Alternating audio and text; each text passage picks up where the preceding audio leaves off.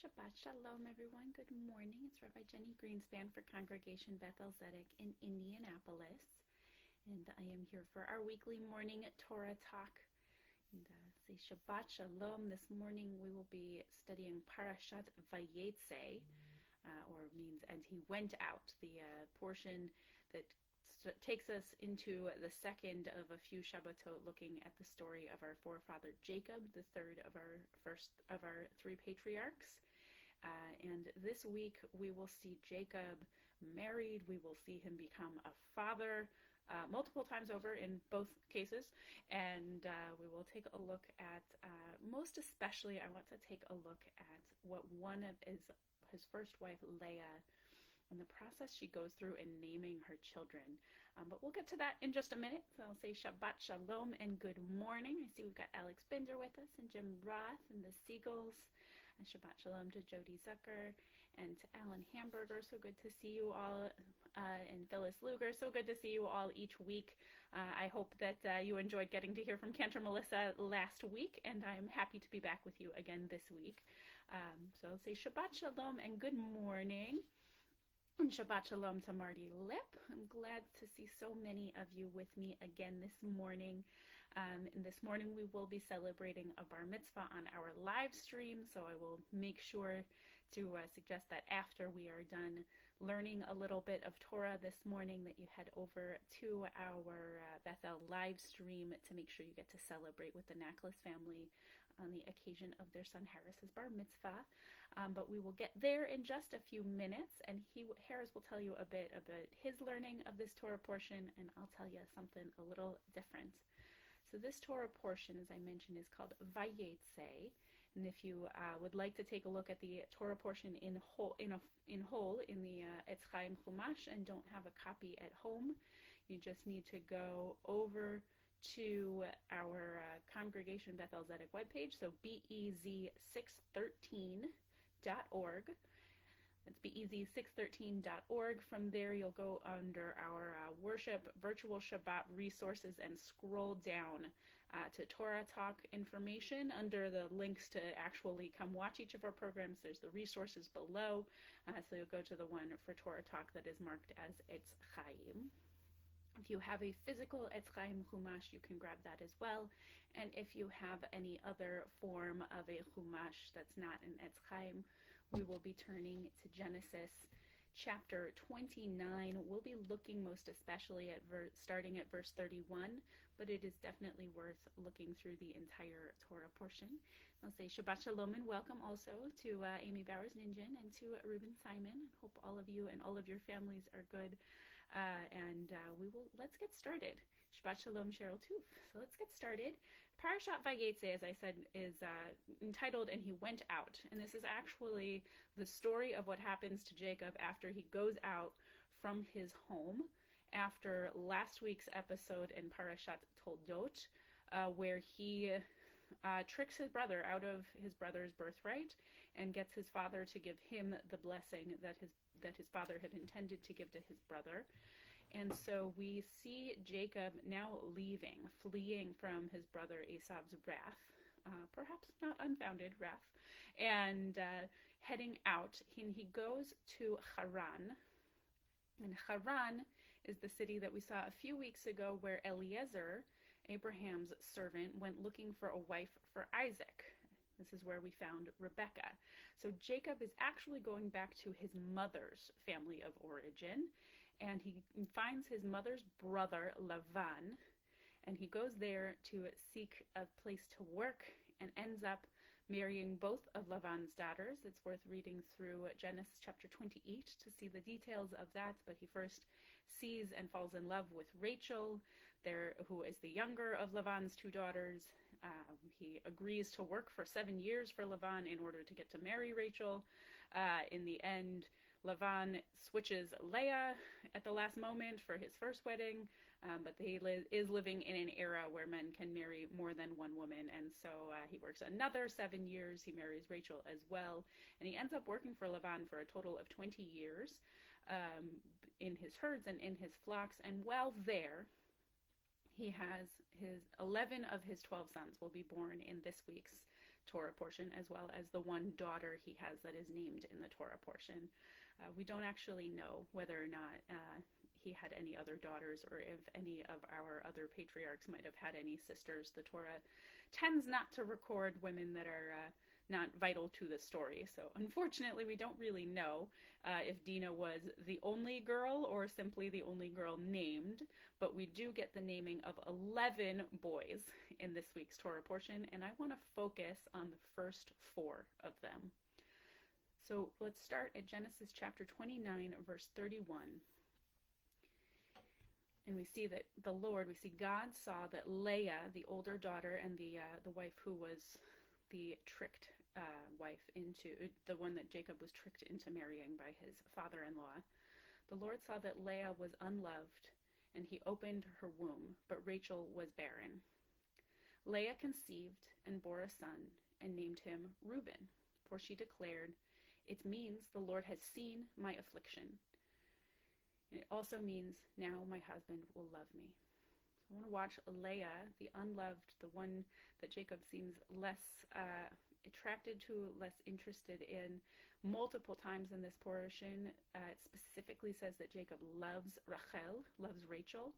And this time in the Hebrew, Leah is even called snu'ah, which is often translated as hated.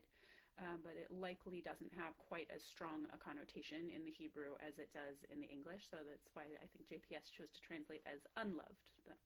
But Leah is the less loved of Jacob's 2 primary wives, and yet she seems to be the fertile one. And I want to watch as we name her children. So we've seen Reuben so far, or Reuven, and I see we have Reuben Simon with us, so good. And I think each of these names of her first 4 sons are a kind of prayer as she names them. A prayer for what they will be, and a prayer for what they might mean for her going forward. So here she names Reuven because she says, God has seen my affliction. She wants to be seen. In the Hebrew, ki ra'ah Adonai be'onyi. God has seen my affliction. Reuven, ra'ah. You hear the ra'ah in Reuven's name. So first, she prays to be seen, which is so true for all of us. All of us, one of our primary mental health needs is to know that others see us, and that we are seen, and that our pain is seen, and that our strengths are seen. We've lived a year where so many of us have struggled in so many ways, where our Thanksgiving holiday for many of us may not have been what we thought it would be. And what we need is to be seen, not to be told it could have been worse, and not to be told that someone else had it worse, but rather to have our own pain simply seen and recognized. And Leah will conceive again, Fatahar Od, and she conceived again and bore a son, and said, "This is because God heard that I was unloved and has given me this one also." So she named him Simon, Ki Shama Adonai, Vatikra Shemo, Shimon. God heard, and Shama, Shimon, becomes the name of her second son. It's just as we need to be seen, we need to be heard. We need to be heard for our own strengths, we need to be heard for our own suggestions, and we need to be heard for what we offer into the world. One of my teachers once taught me that our soul is breathed into us, so that we can share the words that God needs to come from our own mouths, and so we each need to be heard. So Leah says, I need to be seen, I need to be heard, and in these she also is giving a hope for each of her sons, to be someone who can see and can hear others. We see her third son.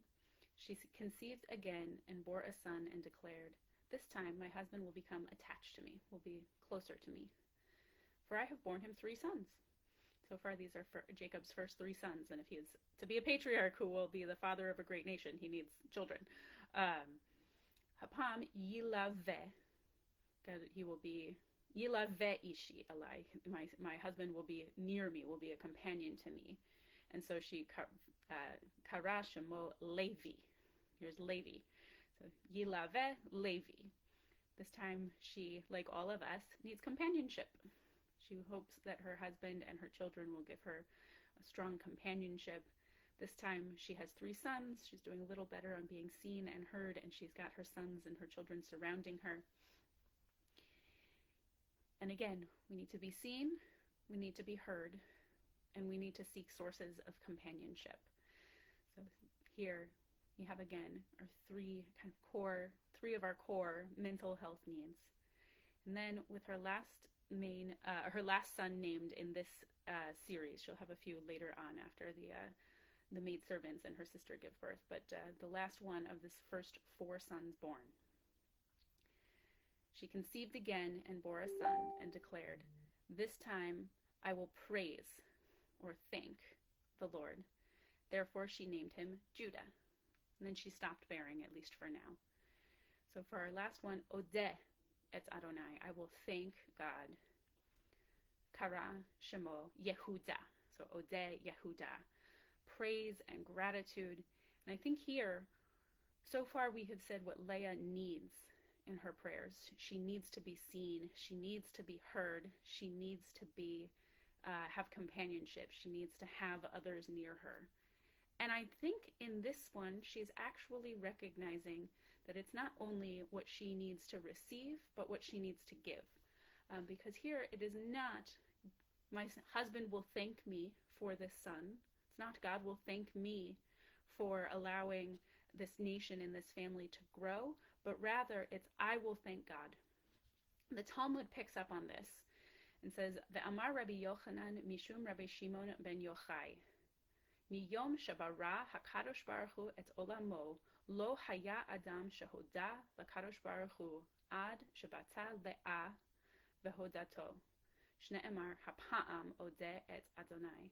Rabbi Yochanan said in the name of Rabbi Shimon ben Yochai, "From the day that the Holy Blessing One first created the world, no one had thanked God until Leah came and thanked God, as it stated, 'This time I will give thanks to God. This time I will praise God,' and thus named her son Yehuda, Judah."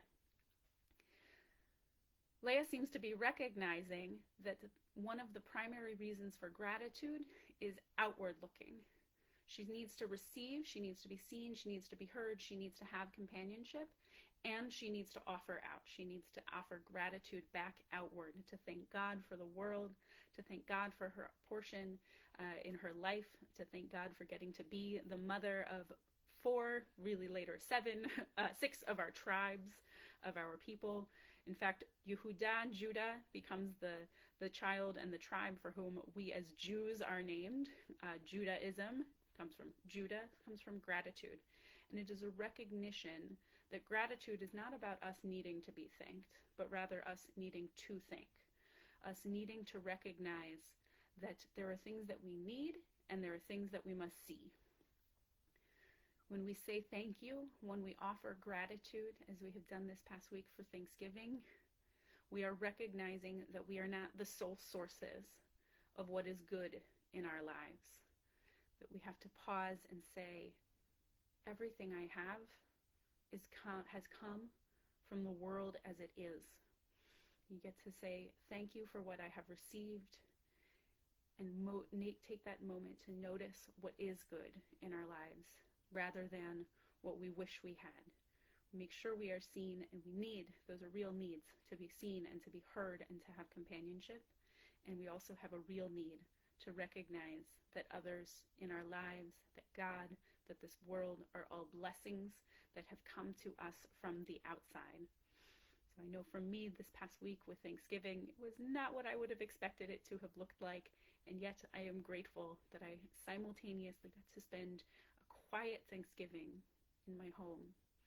I was so grateful. It was so nice to have just a quiet Thanksgiving with my immediate family, and I was grateful to get to also have moments with family in California and family in North Carolina through the technology that we have.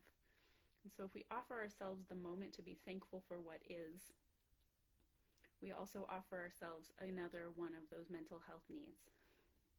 We need to be grateful. We need to find opportunities to praise and to thank. So my blessing for us this coming week is that we are indeed seen and heard and loved and have companionship, and that we can look outward and see all of the blessings that are in our world and pause to say thank you, so that God does not have to wait again from creation all the way to the third generation of our people to receive our thanks. Let's say Shabbat Shalom. Thank you so much for joining me.